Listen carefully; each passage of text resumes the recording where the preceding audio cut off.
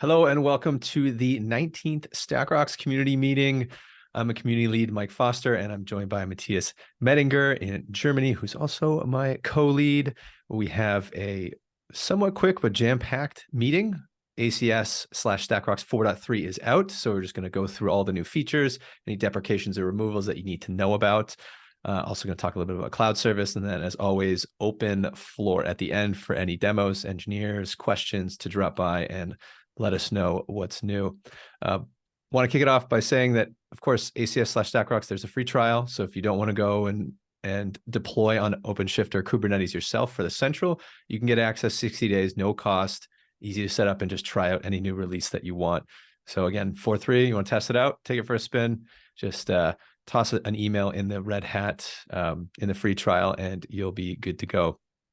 Matthias, since you and the engineering team have been working so hard to push this out on time and within budget, obviously. I was hoping that you could give us some thoughts on 4.3. I put a link to the documentation in the community notes, but there are 5 or 6 new updates and added features I was hoping you'd go over. Sure. So let's kick it off. So if you want to try it out, the newest features, the free trial is always the great point to start. So speaking of which, what has changed? In general, the vulnerability reporting 2.0 is now in GA. So we've been reworking bigger parts of our platform with the latest releases. And with this one, we're very happy to announce that vulnerability reporting is now complete as a rework, which means reporting 1.0 is going away in the future. So with that said, feature parity is there.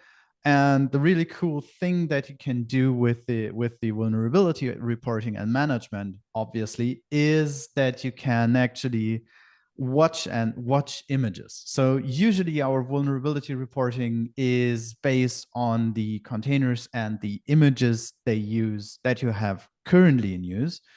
But there can be situations where you still want to scan images that are maybe not currently used in production. So for that, we have the option to actually watch images. They will be included in scans. And speaking of scanning images, that is actually a feature that we now have that has been asked for a long time, which is scanning of local image registries.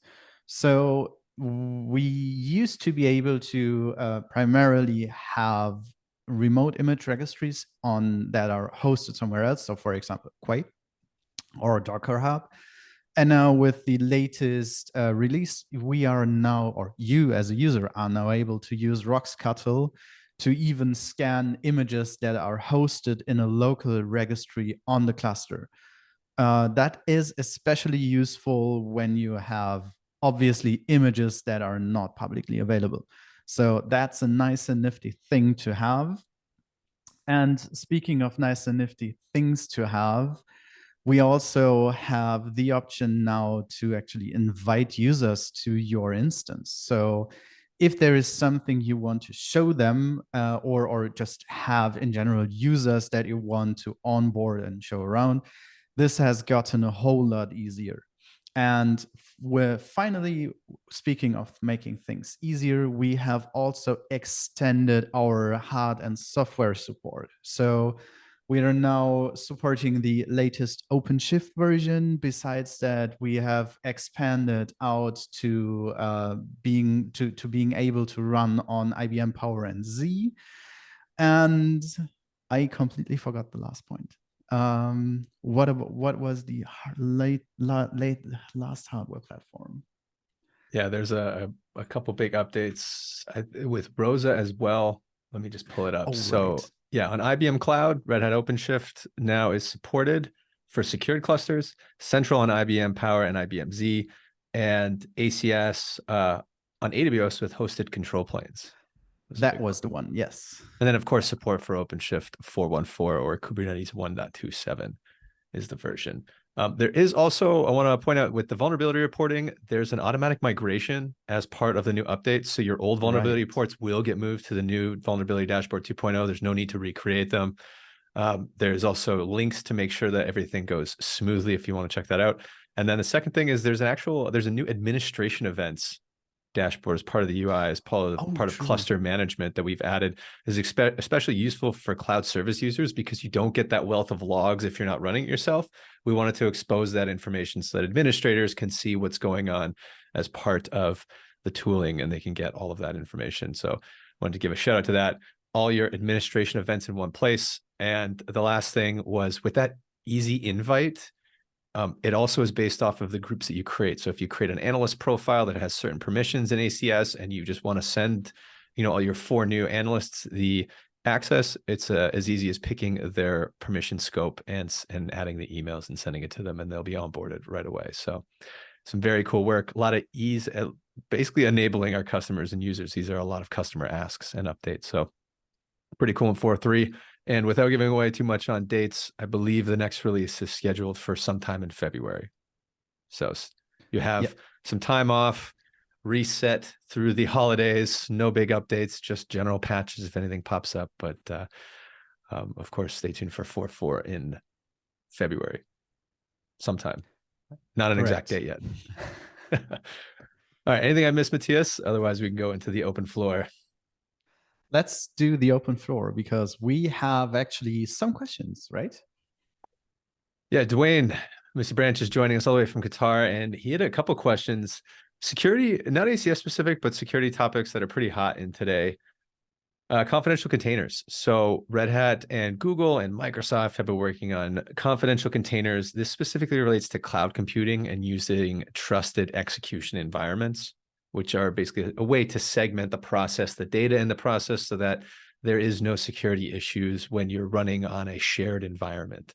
And this isn't something that ACS necessarily checks for, although I'm going to create a feature request in the right after this, so that if somebody is using Coco or confidential containers as part of OpenShift, these should be flagged, right? It's going to be something that's going to continue to be used, especially in cloud computing environments. I don't see it as much, Dwayne, in on-prem environments where people are using OpenShift or Kubernetes. But it's definitely going to be more and more prominent in the next 2 years. So something to watch out. I know you had a question about how to deploy it or check it. That's mostly at the platform level. So that would be during your OpenShift deployment and your virtual machines and all that stuff to make sure they're configured. I did put a link to help out, hopefully with anybody who has any questions. But I do think it's something that ACS and security teams, if they are structured that way and using a trusted execution environment, it should be a risk factor that's kind of weighed in there, right? It's like, especially for compliance standards moving forward. You asked about the Cloud Alliance Zero Trust credential. This is the first time I'm seeing of it, so thanks for bringing it up. I'm always skeptical about new credentials. No offense. I'll learn when somebody pays me to learn a new credential for my job, right? Do I think that this is going to be groundbreaking in the industry? Too early to say, but it is new, and I was taking a look at it. So we'll see. The other one was ORAN, so Open Radio Access Network security considerations. We have a whole team for telco and ORAN at Red Hat at OpenShift that the question might be better directed to, but I did leave a link for some of the security questions. If there's a more specific question I can direct to the ACS engineers, I'm happy to. And then lastly, Scupper.io. So Scupper was a Red Hat and open source tool to help you easily move workloads from on-prem to the cloud or across clouds. Basically, it's layer 7 routing so that as you deploy your applications, your service isn't shut down, right? It gives you that routing layer so that you can do A/B testing. You can move workloads to the cloud without having to completely do without doing a complete shift, let's say. There is security considerations about network policies and how that's set up, right? Scupper is sort of like if you have a private network, you have to create a network policy that specifically calls out Scupper and allows for cross-cluster communication. So there's a little bit more considerations in the configuration of that, but I need to dig in a little bit deeper to have some thoughts, let's say. Hopefully that answered all your questions. Any feedback? Yeah, so some of my feedback is coming kind of from the OKD work group because we deal with the FCOS, SCOS, and CoreOS, and we're trying to do foundational stuff. So we can help newcomers and contributors, and myself as a contributor, with Fedora, CentOS, and the CoreOS, so that they can have something in which they can step into. And of course, we want everyone to lead to the becoming the OpenShift experts, but we're trying to create a stepping stones of learning, such that so that's why the questions are coming, because we're just trying to learn ourselves so we can be better guides in the future. And so that's why we're trying to put down good foundations. That makes sense. And this mostly for people who start with RHEL/Fedora? Well, the engineers say that SCOS, FCOS, and CoreOS already have the confidential container features in them ready to go, but no one has really asked for it yet, Yeah. And so we're like, I don't know if I'm putting the cart before the horse, but I say this one's gonna run. And so I'm trying to get there. Yeah, I tend to see this needs to be a push from regulation or security, let's say certs that come out, I think, to implement it. If you are assuming that your organization has access to all the data on-prem, there's less of a need. To me, this is more of shared environments. So let's say an organization is running OpenShift, and then they have multiple organizations coming in to access their applications. Then there's some data considerations there, and then you like might have federated environment. Exactly. Yeah. So you have multiple users accessing the same platform, but you need the data and process information to be completely separate. Then you're going to start to see the implementation be required. But for the average organization, I don't see the push, at least not yet. But maybe for a multi-cloud GitOps, it might be those type of organizations. Yeah. Okay. I think anytime you're getting customer data getting mixed, or a highly regulated environment where the data has to be processed extremely carefully, you're going to see a push for that. But this is pretty new, right? Yes. Yes. I didn't want to be behind, so I said I'm so you can't wait till people say go. Yeah, so definitely run now. Definitely not behind. I feel like all these questions things are just moving so fast, Yeah, these are all bleeding edge. So Scupper was announced at Red Hat Summit earlier this year, so 6 months ago. Bleeding edge stuff. It's brand new. I think it's GA, but it might just be in tech preview.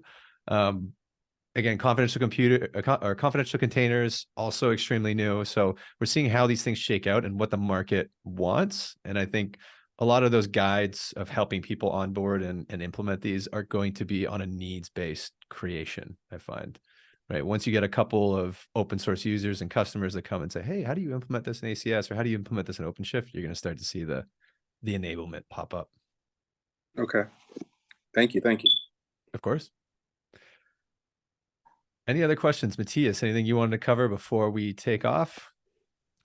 No, absolutely not. I mean, I'm very interested to see the confidential containers feature request through, because that, at least if the platform is able to do it, which OpenShift, as far as I know, is already prepared to do, it should be a relatively easy change for us to have a visual indicator of confidential computing or not, or even have policies that we can define. Let's see in the feature request how that plays out. Yeah, you can send it to me as well, because I'm pretty sure that a lot of the scheduling for confidential containers has to do with deployment flags and specific namespaces. So because StackRox already does those sort of policy checks, you could create a policy that says, it has these specific workloads, have to be confidential containers, they have to have this flag, or else. So yeah, happy to see that one through. It's very interesting use case. Okay. Cool. All right, well, thank y'all so much. Yeah, no worries. Matthias, you want to take us away? Otherwise, I think we're going to see you in December. The second Tuesday, we'll be back for our yearly wrap up. Correct, Matthias?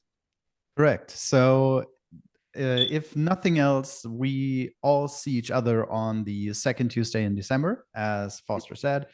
Besides that, you can always reach out to us on the CNCF community Slack, as well as in GitHub issues. You will be able to find us there. Otherwise, folks, take care and see you next month.